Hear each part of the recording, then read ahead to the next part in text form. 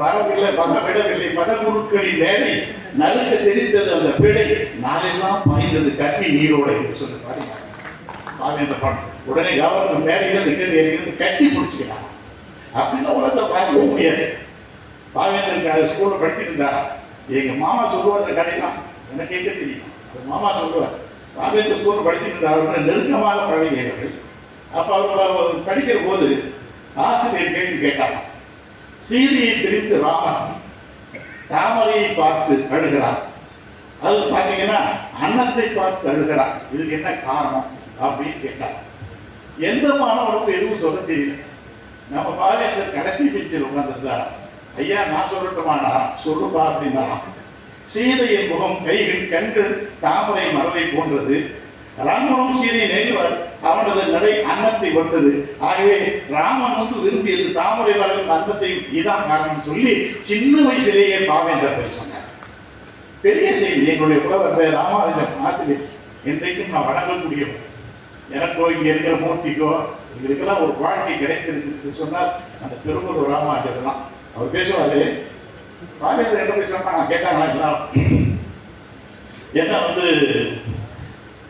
ராமனுக்கும் சண்டை நடக்குது, பெரிய சண்டை நடக்குது, 2 பேர் நடந்தது.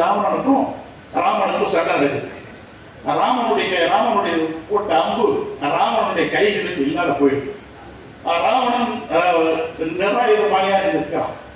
அதுக்காக அவன் பயப்படல, உடனே மல்யுத்தம் செய்ய ஆரம்பிச்சுட்டான். யாரு? ராவணன். நம்ம தமிழனத்தை அவனுக்கு மல்யுத்தம் செய்ய ஆரம்பிச்சான். ராமன் பார்த்தான், ஐயோ நம்ம கிட்ட பில்லு அம்புதான் இருக்குது, மல்யுத்தம் தெரியாது. ஆகவே இன்று போய் நாளை வா, நான் போய் மல்யுத்தை கற்றுக்கொண்டு வருகிறேன் என்று ராமன் சென்றதாக எங்க ஆசிரியர் ராமானுஜர் சொல்லுவார்கள். அப்படிலாம் பல செய்திகள் நாம் சொல்லிக்கொண்டே போகலாம். ஏன்னா நண்பர்களே, வேற ஒரு புதிய செய்தி. இந்த வாஞ்சிநாதன் ஆஷ்துறையை சுட்டு கொண்டு வரோம். ஆஷ்துறை வெள்ளைக்காரன் கரெக்டரு ரொம்ப கொடுமை பண்ணியிருந்தான். வாஞ்சிநாதன் மறைந்திருந்து ஓடி போய் துப்பாக்கி சுட்டுறோம். அந்த துப்பாக்கி கொடுத்தது பாவேந்தர் பாரதிதாசன் அவர்கள். இந்த நாட்டில் விடுதலை இதெல்லாம் நினைத்து பார்க்கிற பொழுது பாவேந்தர் எவ்வளவு பற்று பாசமும் மொழி இடத்துகளில் வைத்திருந்தார் என்று நினைக்கிற பொழுது எனக்கெல்லாம் நெஞ்சுருகி போகிறது. என்னுடைய நண்பர்களே, ஒரே ஒரு செய்தி சொல்லி நான் நிறைவு பெறலாம் நினைக்கிறேன். என்னுடைய நண்பர் செந்தமிழ் கோதை பேர். நான்லாம் பாவாணரத்திலே மாணவராக இருந்தவர்கள். பாவாணர் எங்களுக்கு ரொம்ப நெருக்கமாக இருப்பார். 1 மணி நேரம் வடசொல் கிடக்காத நான் பேசுவேன். அந்த காலத்தில் நாங்களாம் ஒரு பெரிய பாவாணர்னா எனக்கு எங்களை அப்படிலாம் செம்மைப்படுத்துவார். அப்போ ஒரு தடவை போய் கேட்டார், என்ன உன்னுடைய பேர் அப்படின்னு கேட்டார். பரசுராமன் சொன்னார். உடனே செந்தமிழ் கோதையின் பேரை மாற்றிக்கினார். உன் பேரு இல்லையான்னு கேட்டார். என் பேர் திறத்திரச்சங்கன்னார். இளங்கிலியும் பேரை மாற்றிக்க அப்படின்னு சொன்னார். இவன் பேரு இல்லையா ராமலிங்கம் அரியமா அடக்கோ அப்படின்னு பேரை மாற்ற சொன்னார். பாவாணர் அந்த செந்தமிழ் கோதை அமெரிக்காவிலிருந்து எனக்கு ஒரு கடிதம் எழுதினார். அந்த கடிதத்தை பார்த்து கண்ணீர் விட்டு அவன் எழுதுறானா, தமிழ்நாட்டில் நாங்கள் எல்லாம் அமெரிக்காவில் இருக்கோம். கிட்டத்தட்ட 10 லட்சத்திற்கும் மேலான பிற்படுத்தப்பட்ட மிகவும் பிற்படுத்த மாணவர்கள் எல்லாம் நாங்கள் வாழ்ந்து கொண்டிருக்கிறோம்.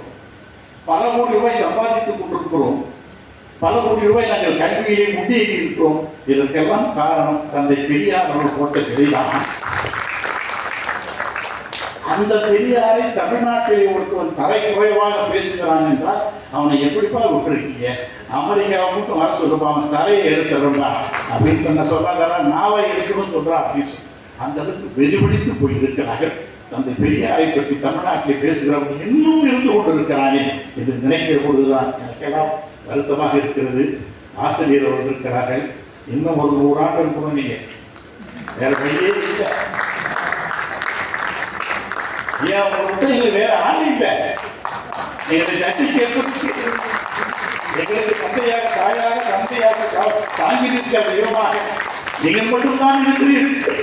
உலகத்துதான் பயப்படணும். எல்லாரும் உலகத்துதான் எல்லாரும் பயப்படுறான்.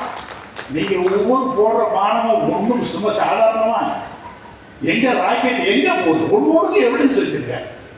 இது மாதிரி உலகத்தில் யாருமே பார்க்க முடியாது.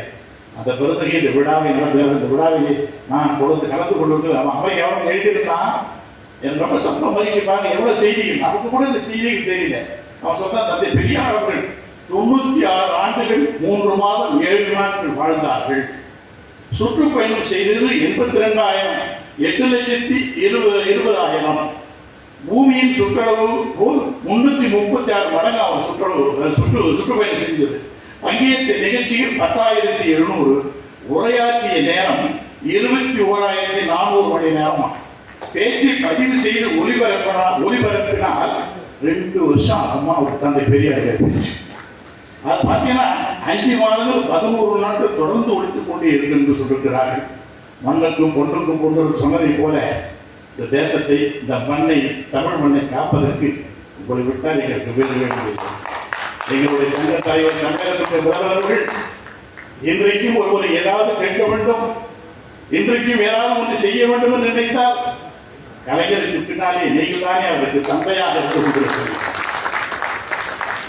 ஆகவே நீங்கள் இன்னும் ஒரு 100 ஆண்டு வாழ வேண்டும் என்று இந்த நல்ல நேரத்திலே தெரிவித்துக் கொண்டு, பெருமக்களே, விட்டா நம்ம ஆள் இல்லப்பா. தந்தை பெரியார் இல்லை என்று சொன்னால், அறிஞர் அண்ணா இல்லை என்று சொன்னால், கலைஞர் இல்லை என்று சொன்னால், முட்டிகாலுக்கு மேல இருக்கிற வேஷ்டியை கட்டி இருக்க முடியாது. நாங்கெல்லாம் கல்லூரிக்கு போயிருக்க முடியாது, பள்ளிக்கூடத்துக்கு போயிருக்க முடியாது, படிச்சிருக்க முடியாது. நாம நினைச்சு பார்க்க இன்னைக்கு இருக்கிறவங்களுக்கு அது தெரியாது இருக்கலாம். எங்களை போன்றவர்களுக்கு தான் தெரியும் நாங்கள் எவ்வளவு துன்பப்பட்டோம் என்று எங்களுக்கு தான் தெரியும். நாங்கள் எல்லாம் எவ்வளவு வறுமையில் வாடினோம் என்பதெல்லாம் எங்களுக்கு தான் தெரியும். அதை உங்களுக்கு எடுத்து சொல்வதற்காகத்தான் இந்த இயக்கம் இருக்குது என்று சொல்லி உங்கள் அனைவருக்கும் என்னுடைய நன்றியும் வணக்கத்தையும் கூறி விடைபெறுகிறேன். நன்றி.